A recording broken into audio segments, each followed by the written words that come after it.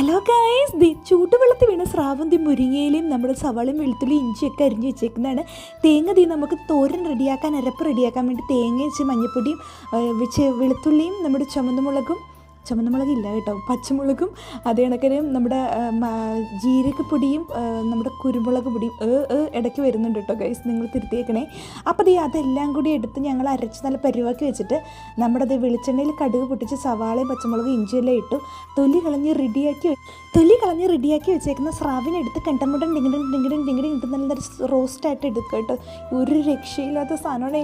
സ്രാവ് തിന്നാത്തവർ ഇങ്ങനെ ചെയ്ത് തിന്നു പോവേ.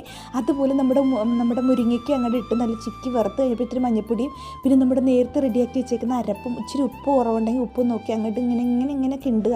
അടിപ്പ് സാധനം കിട്ടി. അപ്പോൾ നമ്മുടെ കുട്ടന്മാരുടെ ചാനൽ ഇത് കണ്ടുകൊണ്ടിരിക്കുമ്പോൾ സബ്സ്ക്രൈബ് ചെയ്യാൻ മറക്കല്ലേ. ഓടിപ്പോയി സബ്സ്ക്രൈബ് ചെയ്തിട്ട് ഈ സ്രാവ് തോരൻ ട്രൈ ചെയ്ത് നോക്കണേ. സൂപ്പറാണ് കേട്ടോ. അടുത്ത വീഡിയോ